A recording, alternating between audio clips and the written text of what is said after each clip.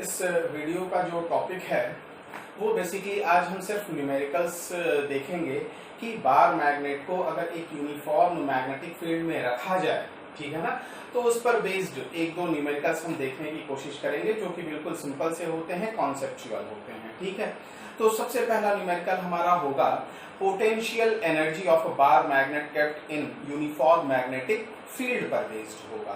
ठीक है ना, तो चलिए न्यूमेरिकल को देखने की समझने की कोशिश करते हैं। तो हमसे ये कहा गया कि एक बार मैग्नेट एक यूनिफॉर्म मैग्नेटिक फील्ड में रखा हुआ है, तो हमने मान लिया कि ये एक यूनिफॉर्म मैग्नेटिक फील्ड है इस तरह से, और इस यूनिफॉर्म मैग्नेटिक फील्ड में एक बार मैग्नेट रखा हुआ है कुछ इस तरह से। देखो, एक बार मैग्नेट है और वो कुछ इस तरह से रखा हुआ है, इस तरह से एक बार मैग्नेट है रखा हुआ है। ठीक है ना, ये बार मैग्नेट जो है वो एंगल बना रहा है, यानी कि बार मैग्नेट का एक्सिस ये इस तरह से, ये नॉर्थ पोल, ये साउथ पोल, और ये जो एंगल है एक्सिस से, ये मान लिया हमने कितना है 53 डिग्री। तो ये बार मैग्नेट की फर्स्ट सिचुएशन है। ठीक है, अच्छा, बार मैग्नेट के लिए कुछ इंफॉर्मेशंस और भी दी हुई हैं, जैसे कि बार मैग्नेट की जो लेंथ है, लेंथ वो मान लिया हमने 10 सेंटीमीटर है। इस बार मैग्नेट की लेंथ 10 सेंटीमीटर। बार मैग्नेट का जो पोल स्ट्रेंथ है, ठीक है ना, M, वो हमने मान लिया 2 एम्पियर मीटर। कितना मान लिया हमने? 2 एम्पियर मीटर बार मैग्नेट के लिए। अब इस बार मैग्नेट, ये तो बार मैग्नेट की मैग्नेटिक प्रॉपर्टीज है, ऐसे ही बार मैग्नेट की कुछ फिजिकल प्रॉपर्टीज भी दी हुई हैं, जैसे कि बार मैग्नेट का जो मास है, मास मान लिया हमने उसे कैपिटल एन कहा, स्मॉल m हमने यूज किया है पोल स्ट्रेंथ के लिए, तो कैपिटल एन मास वो मान लिया हमने कहा 100 ग्राम हमने मान लिया। बार मैग्नेट का मास कितना है? 100 ग्राम। तो ध्यान से देखें, एक बार मैग्नेट जिसका लेंथ 10 सेंटीमीटर, इसकी पोल स्ट्रेंथ 2 एम्पियर मीटर, और ये जो बार मैग्नेट है जिस भी चीज से बना हुआ है वो कितना है? 100 ग्राम का है। क्लियर है? अच्छा, अब हमसे कहा गया कि इनिशियली बार मैग्नेट इस तरह से रखा हुआ है। अच्छा, एक और डेटा है कि जो मैग्नेटिक फील्ड है वो मान लिया हमने ऐसे ही 2 टेस्ला। मैग्नेटिक फील्ड कितना है? 2 टेस्ला का मैग्नेटिक फील्ड यहां पर दिया हुआ है। ठीक, अच्छा, अब अगर हम देखें, हमसे ये कहा गया कि if the bar magnet is initially at rest, यानी बार मैग्नेट ऐसे रेस्ट पर है, the bar magnet is initially at rest and released, ठीक है ना, then what is its angular velocity when the bar magnet makes an angle 37 degree with the external magnetic field.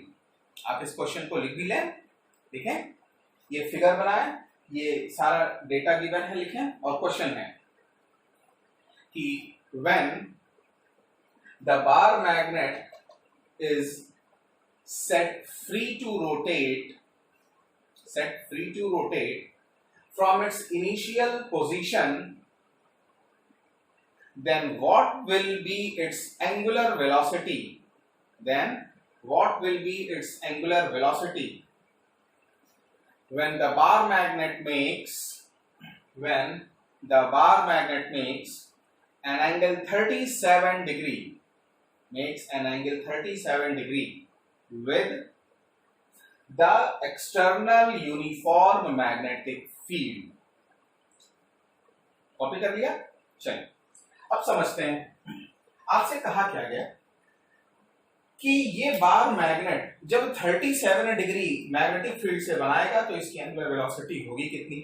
अब इसे जरा समझते हैं, अगर ये बार मैग्नेट ऐसे रखा हुआ है और इसे फ्री छोड़ दिया जाए रोटेट करने को, तो हमें खुद से पहले समझने की कोशिश करते हैं कि ये बार मैग्नेट किधर की तरफ रोटेट होगा, क्लॉकवाइज रोटेट होगा या फिर एंटी क्लॉक। समझते हैं, ये नॉर्थ पोल है, ये साउथ पोल है, तो नॉर्थ पोल पर जो फील्ड की वजह से फोर्स लगा वो इधर लगा, कितना, m इंटू बी। ये साउथ पोल है, साउथ पोल पर फोर्स इधर लग गया m इंटू बी। देखें फोर्सेस कैसे लग रहे हैं, समझ में आ रहा है, हमने पिछले लेक्चर्स में सीखा हुआ है। तो ये दोनों फोर्सेस इस बार मैग्नेट को कैसे रोटेट करेंगे, क्लॉकवाइज रोटेट करेंगे। अब अगर ये बार मैग्नेट क्लॉकवाइज रोटेट होगा और हमने कोई पॉइंट फिक्स नहीं करा हुआ है, तो ये रोटेशनल मैकेनिक्स का कॉन्सेप्ट है कि ये बार मैग्नेट अपने सेंटर ऑफ मास के अलोंग रोटेट करेगा। यानी अगर यहाँ पर इस बार मैग्नेट का सेंटर ऑफ मास हम कुछ मान लें ठीक बीच में, तो बेसिकली ये बार मैग्नेट हम ऐसा इमेजिन कर सकते हैं कि इस पॉइंट पर हिंज्ड है, फिक्स है, और ये ऐसे रोटेट कर रहा है। तो जब ये रोटेट करेगा तो ऑब्वियस सी बात समझ में आनी चाहिए हमें कि ये बार मैग्नेट का ये जो एंगल है इनिशियली 53 डिग्री, वो क्या होगा, कम होगा, बढ़ नहीं सकता। तो कम होते होते क्वेश्चन क्या पूछा गया कि जब ये एंगल कम होते होते 37 डिग्री हो जाए तो उस समय बार मैग्नेट की एंगुलर वेलोसिटी कितनी होगी। तो चलिए हम मान लेते हैं कि ये फर्स्ट कंडीशन है, और सेकंड कंडीशन जिसमें हमें वेलोसिटी पूछी गई है उसे हम यहाँ पे एक नया फिगर बनाकर ड्रॉ कर लेते हैं। चलिए, तो ये फर्स्ट कंडीशन, और अब हम बात करेंगे सेकंड कंडीशन की।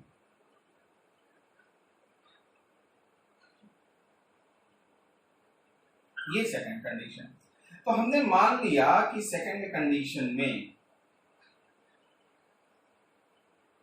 ये जो एंगल है कितना हो गया, 37 डिग्री। बाकी बार मैग्नेट की सारी प्रॉपर्टीज वही रही, नॉर्थ पोल यही है, साउथ पोल यही है, बस बार मैग्नेट रोटेट कर गया अपने इस सेंटर ऑफ मास के अलोंग, रोटेट कर गया। ठीक है, अब इसी पोजीशन पे ही इसे हम सेकंड सिचुएशन अगर मान लें तो हमें इसी सेकंड सिचुएशन में बताना है कि इस बार मैग्नेट की एंगुलर वेलोसिटी कितनी है। क्या क्वेश्चन समझ में आ रहा है?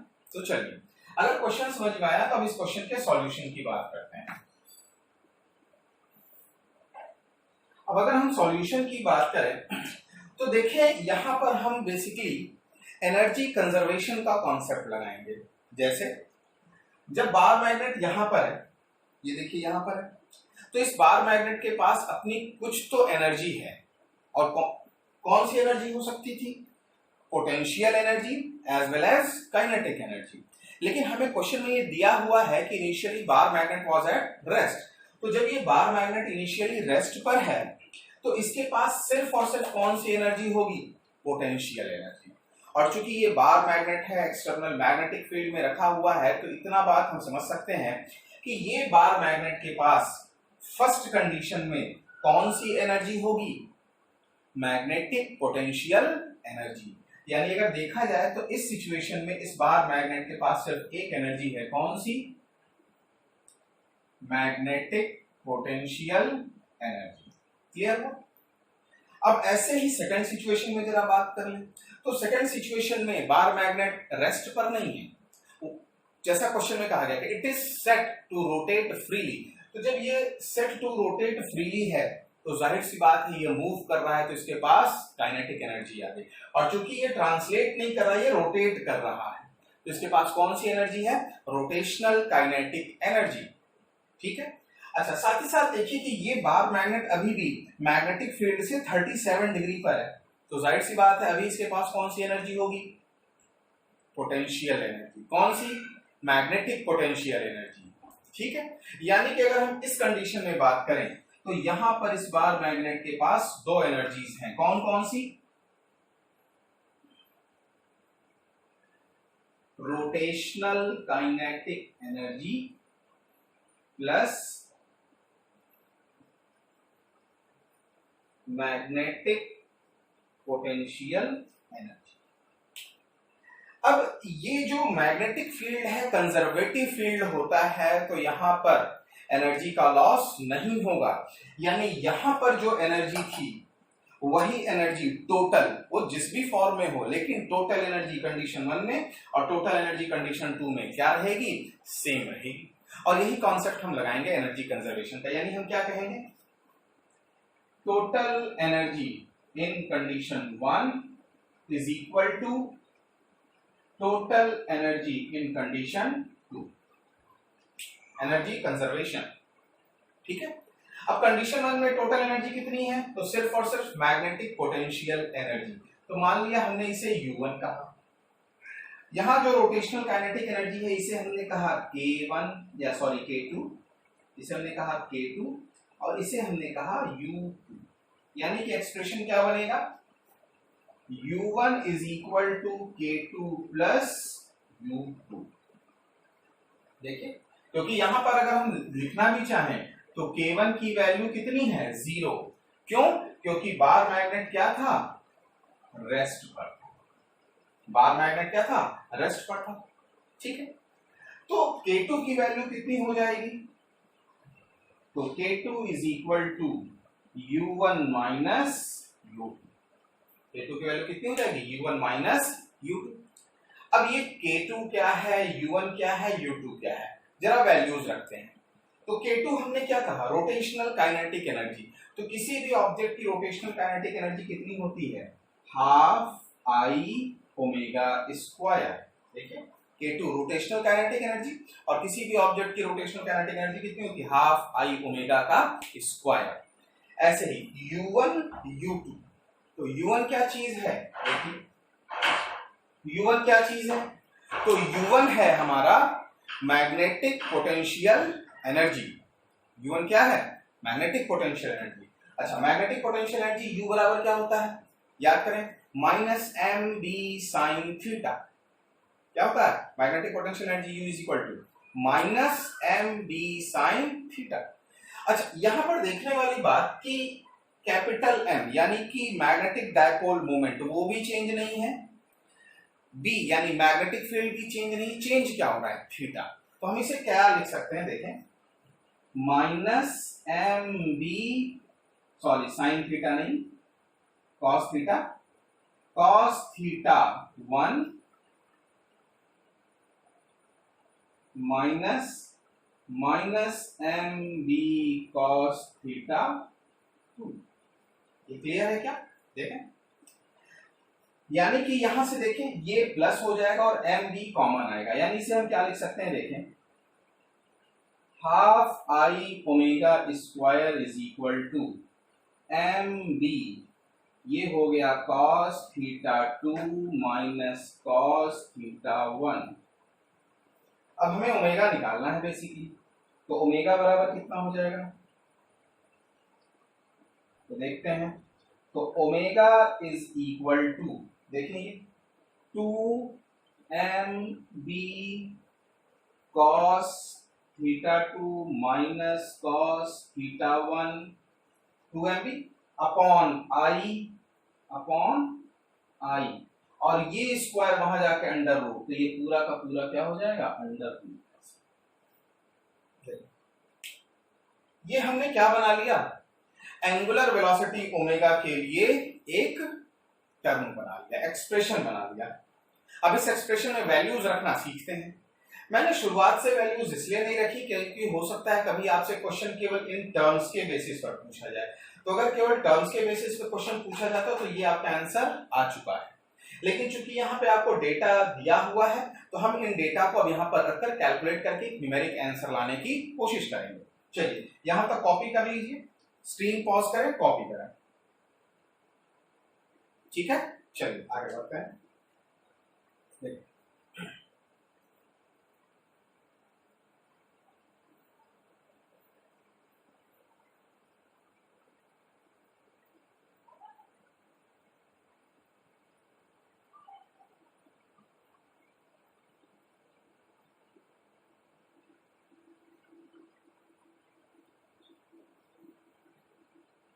चलिए देखते हैं।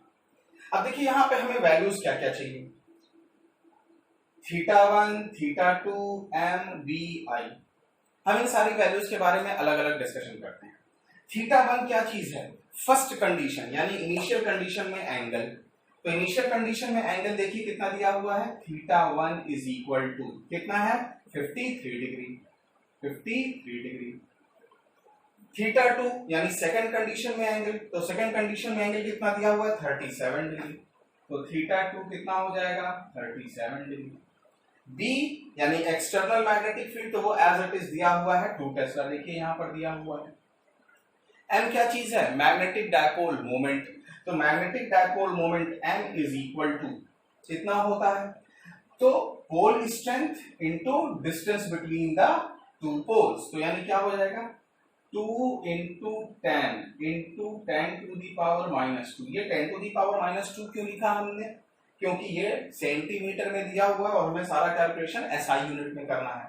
यानी कि ये पूरा का पूरा टर्म कितना आ गया 0.2 एम्पियर मीटर स्क्वायर। देखिए एक एक करके वैल्यूज हम कैलकुलेट कर रहे हैं। अच्छा आई क्या चीज है? Moment of inertia. तो मोमेंट ऑफ इनर्शिया आई। अब ये बार मैग्नेट है, हम इसे रॉड की तरह अगर इमेजिन कर लें, तो अगर हम इसे एक रॉड की तरह इमेजिन कर लेते हैं तो बार मैग्नेट किस एक्सिस के अलोंग रोटेट कर रहा है? अपने सेंटर ऑफ मास के। तो किसी भी रॉड का सेंटर ऑफ मास के थ्रू मोमेंट ऑफ इनर्शिया कितना होता है? ml²/12। कितना होता है? ml²/12। तो ml²/12 हम इसे ऐसे लिख सकते हैं ml²/12। ध्यान दें ये m ये नहीं है, ये m बेसिकली मास। अगर हमने इसे यहाँ कैपिटल M लिखा है तो इसे भी कैपिटल M ही लिख देते हैं, क्योंकि यहाँ पे 3 m आ गए। एक m क्या है? ये पोल स्ट्रेंथ, ये m मास बता रहा है और ये एक m आया है पोल स्ट्रेंथ। तो फिलहाल ये जो m है ये क्या चीज है? मास। तो वैल्यूज रख के कैलकुलेट करते हैं। तो m कितना 100 ग्राम, यानी 100 into 10 to the power minus 3। 10 to the power minus 3 क्यों किया है हमने? क्योंकि ये ग्राम में दिया है, किलोग्राम में कन्वर्ट करना है। इंटू एल स्क्वायर, ठीक है, एल स्क्वायर। तो इसे हम क्या लिख सकते हैं? 10 into 10 to the power minus 3 का माइनस 2 का स्क्वायर, माइनस 2 का स्क्वायर अपॉन 12। क्लियर है क्या? अब ये वैल्यूज को कैलकुलेट करते हैं, तो देखते हैं ये वैल्यूज कैलकुलेट करने पर कितनी आती है। यहां तक कॉपी कर लें आप, कॉपी कर लिया? चलिए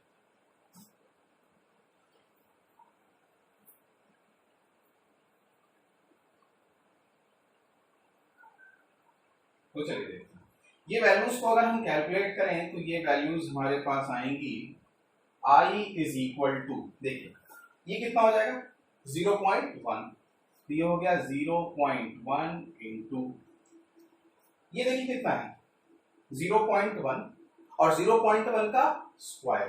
तो 0.1 का स्क्वायर करेंगे तो कितना आएगा 0.01, यानी कि 0.01 अपॉन 12, यानी ये कितना आ जाएगा? अगर मान लीजिए हम इसे पावर एक्सपोनेंट में लिखना चाहें तो ये आ जाएगा 10 to the power minus 3 upon 10 to the power minus 3 upon 12। ठीक है ना? यूनिट में लिखना चाहे लिख लें, kilogram metre square, kilogram metre square. Clear? अब देखिए यहाँ पे हमने सारी वैल्यूज कैलकुलेट कर ली। अगर सारी वैल्यूज कैलकुलेट कर ली तो अब यहाँ पे सिर्फ रखने का काम बचा है।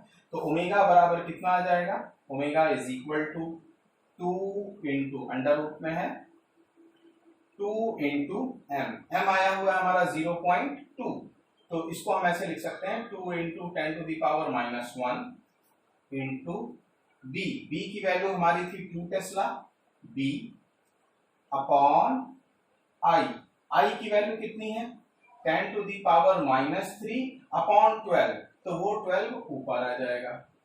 क्लियर हो रहा है? इंटू cos थीटा 2, तो थीटा 2 37, तो कितना हो जाएगा cos 37 माइनस cos 53। ये पूरा टर्म हमारा बन गया विद न्यूमेरिक वैल्यूज। अब इन्हें सॉल्व करने की बारी है, तो इसे सॉल्व भी कर लेते हैं।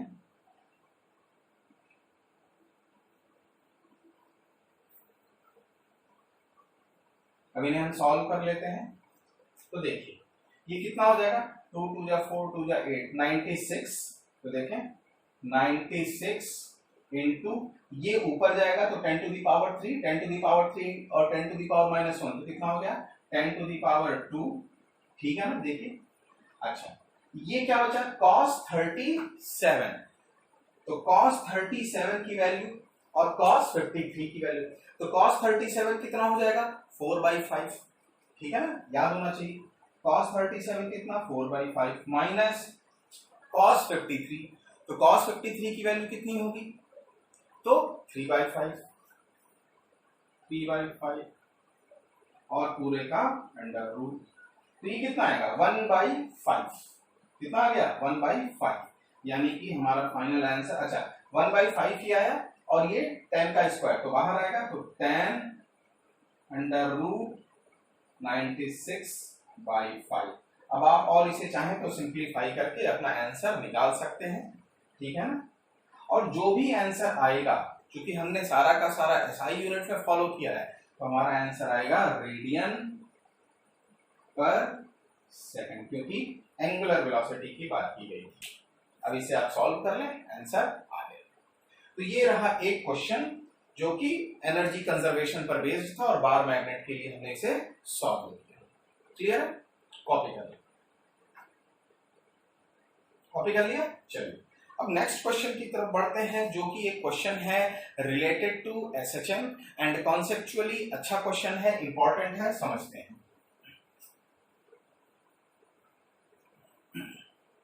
आप चाहें तो क्वेश्चन को नोट भी करें, हम डिक्टेट कर रहे हैं, आप लिखते चलें, लिखें। A bar magnet in form of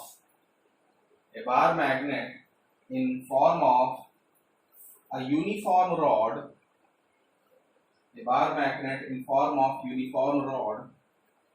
of mass m and length L, and dipole moment capital M, is kept in a uniform magnetic field B,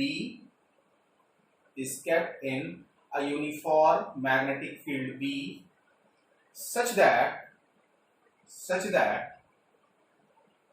the bar magnet is in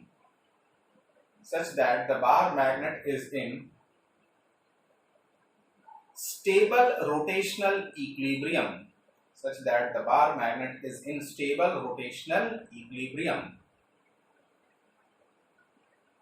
What will be the time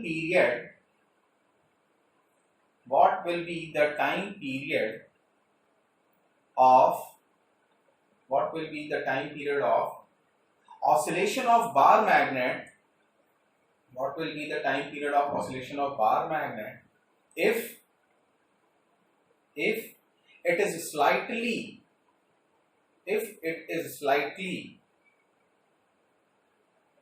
rotate a very small angular displacement and released,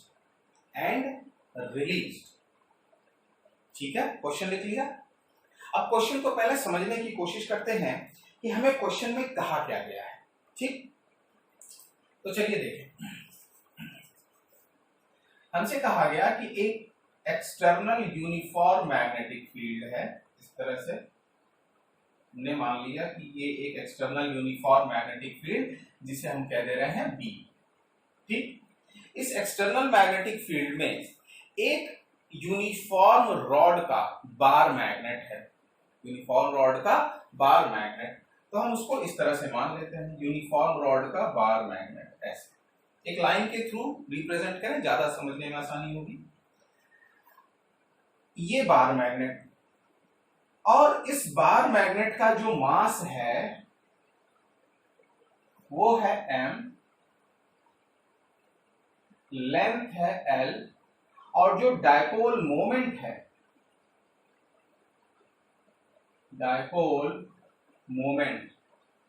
वो है m, मान लीजिए यही है, और ये dipole moment है, ऐसे, ठीक है।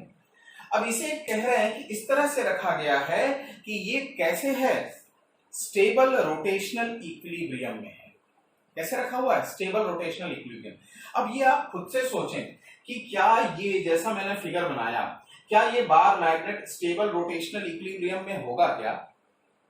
नहीं, बिल्कुल नहीं होगा। याद करें इक्विलिब्रियम वाला पूरा लेक्चर। क्या ये रोटेशनल इक्विलिब्रियम में है क्या? नहीं। तो सोचिए कि अगर ये रोटेशनल इक्विलिब्रियम में नहीं है, क्योंकि हमें ऐसा नहीं कहा गया कि बार मैग्नेट का नॉर्थ पोल किधर है, साउथ पोल, कुछ नहीं कहा गया। हमें सिर्फ एक कॉन्सेप्ट बोला गया कि स्टेबल रोटेशनल इक्विलिब्रियम है। तो सोचिए क्या ये इस तरह से रोटेशनल इक्विलिब्रियम में आएगा क्या? नहीं, बिल्कुल नहीं। तो सोचने वाली बात कि रोटेशनल इक्विलिब्रियम आएगा कैसे। तो इक्विलिब्रियम का लेक्चर अगर आपको याद हो, कॉन्सेप्ट समझ में आता हो, तो बेसिकली इक्विलिब्रियम के लिए हमारा जो बार मैग्नेट है वो इस तरह से रखा, इस तरह से, यानी कि इधर की तरफ होगा साउथ पोल, इधर की तरफ होगा नॉर्थ पोल। ये स्टेबल रोटेशनल इक्विलिब्रियम ऐसे अचीव होगा। क्लियर?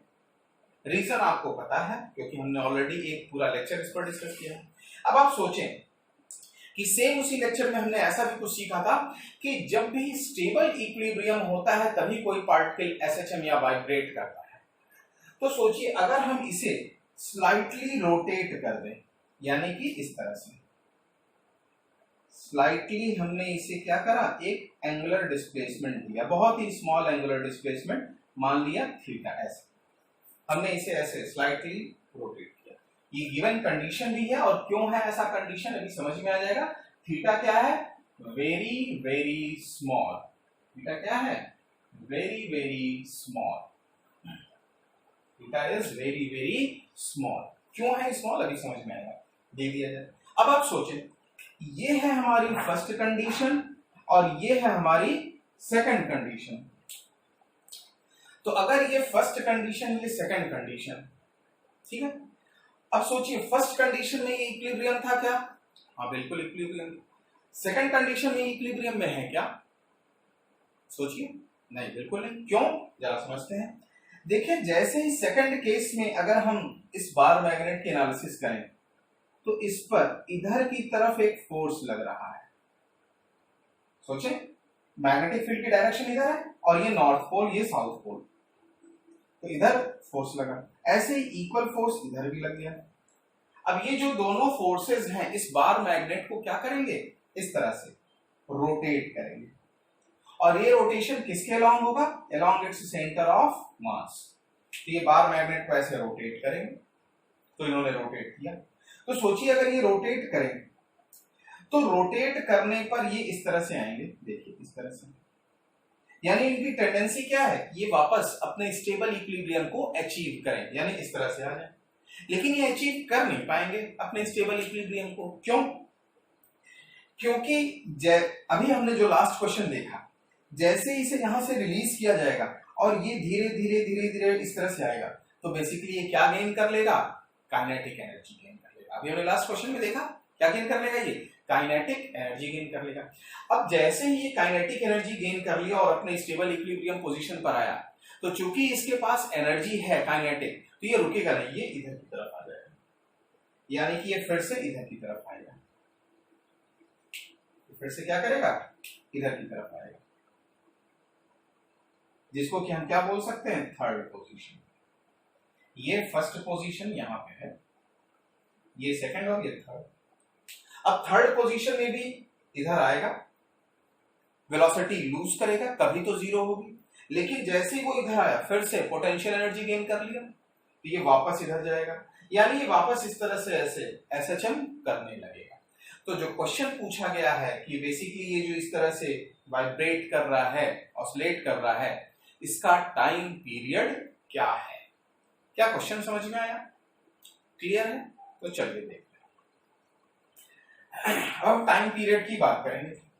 तो टाइम पीरियड बेसिकली अगर कोई देखा जाए तो आप, अब एसएचएम का कॉन्सेप्ट है कि टाइम पीरियड क्या होता है, T equals 2 pi under root I by K। याद है क्या इस तरह का कोई फॉर्मूला आपको? T इज इक्वल टू, यानी time period is equal to 2 pi under root I upon K। ठीक है ना? रोटेशनल एसएचएम का कॉन्सेप्ट है ये। यानी कि अगर हमें इस सिचुएशन में I पता चल जाए और के पता चल जाए तो हमारा काम हो जाएगा। अच्छा, इसके पहले ये भी देख लें कि आई क्या चीज है।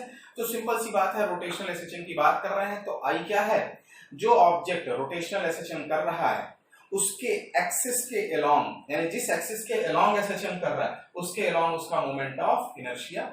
और के क्या है, टॉर्क कांस्टेंट। के को हम क्या बोलते हैं, टॉर्क कांस्टेंट बोलते हैं। ठीक, तो यानी अगर ये आई और के हमें पता चल जाए तो काम हो जाएगा। अब आई के बारे में बात करें तो आई अभी अभी हमने कहा क्या चीज है, moment of inertia of the object along its axis of rotation. अब ये बात आपको प्रैक्टिस में आ चुकी होगी कि ये जो बार मैग्नेट है वो अपने सेंटर ऑफ मास के एक्सिस के अलोंग रोटेट करेगा, और उसके अलोंग अगर मोमेंट ऑफ इनर्शिया पूछा जाए तो रॉड है और उसके सेंटर से पास होने वाले एक्सिस के अलोंग उसका मोमेंट ऑफ इनर्शिया कितना होगा, ml²/12।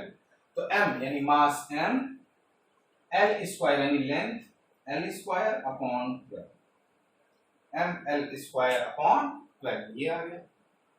क्लियर है। अच्छा, के की बात करते हैं। के क्या चीज होता है, टॉर्क कांस्टेंट। थोड़ा सा देखते हैं इसे, याद करें टॉर्क कांस्टेंट क्या होता है। Torque was proportional to angular displacement.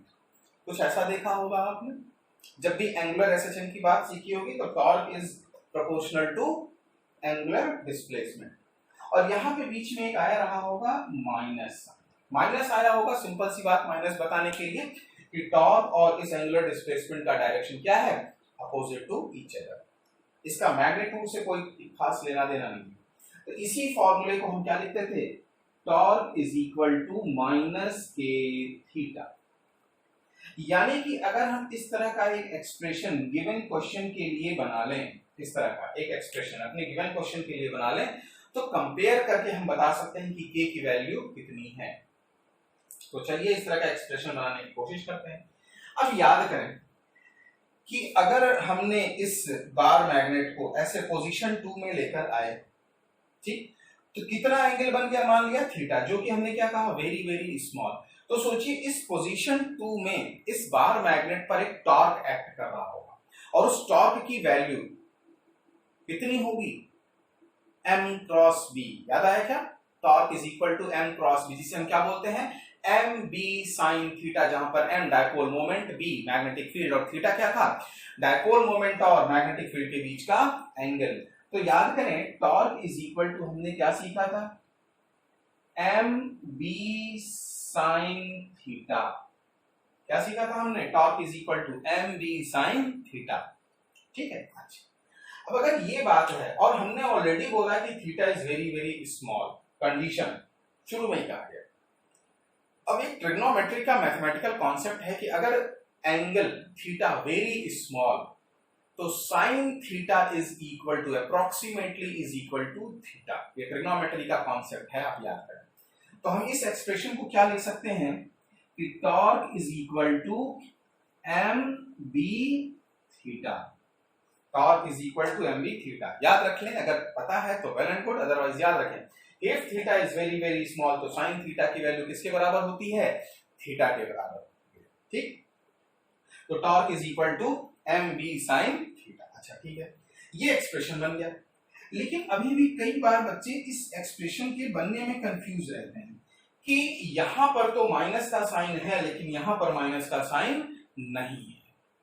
तो जैसा मैंने कहा कि बेसिकली ये माइनस का साइन हमें केवल एक इंफॉर्मेशन देता है कि ये टॉर्क और थीटा एंगुलर डिस्प्लेसमेंट दोनों अपोजिट टू ईच अदर है।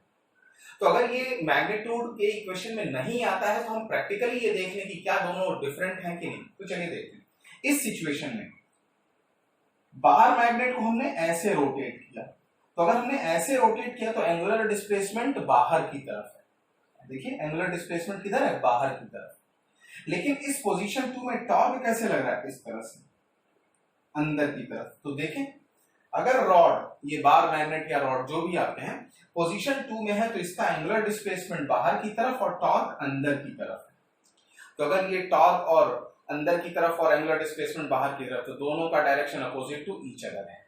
यानी यहां माइनस साइन नहीं भी है तो हम ये कह सकते हैं कि since torque and theta are exactly opposite to each other, तो वो चीज यहां पर सेटिस्फाई हो रही है। ठीक है ना, ठीक है। तो अब अगर हम कंपेयर करें, यानी कि इस इक्वेशन 1 को और इस इक्वेशन 2 को अगर हम कंपेयर करें तो हमें दिखेगा कि K is equal to M B. Comparison करने पे हमें क्या पता चला कि K is equal to M B. अब अगर ये सारी चीजें देखिए, I पता चल गया है हमें, I पता है, K पता है, तो अब यहां पर बस वैल्यूज रख दें, सॉल्व। तो वैल्यूज रखते हैं तो देखें क्या आएगा। Time period T is equal to 2 pi under root I कितना आया है, M L square by 12 upon K। K कितना आया है, एम बी, यानी 12 एम बी। ये रहा आपका आंसर, ये आ गया टाइम पीरियड T का आंसर। इसमें और भी क्वेश्चंस बन सकते थे, जैसे आपसे पूछा जाता कि बताइए एसएचएम की या वाइब्रेशन की फ्रीक्वेंसी कितनी होगी। तो frequency F is equal to क्या होता है, F is equal to 1 by T। तो क्या T अगर हमें पता है तो फ्रीक्वेंसी निकाल सकते हैं क्या। या आपसे पूछा जाता एंगुलर फ्रीक्वेंसी कितना है, तो angular frequency omega is equal to कितना होता है, 2 पाई बाई T। तो फिर से देखिए, क्या T हमें पता है तो रख के क्या एंगुलर फ्रीक्वेंसी भी कैलकुलेट की जा सकती है। ठीक है, तो ये रहा क्वेश्चन आपका एसएचएम के कॉन्सेप्ट से रिलेट करते हुए bar magnet cut in uniform magnetic field का। ठीक है।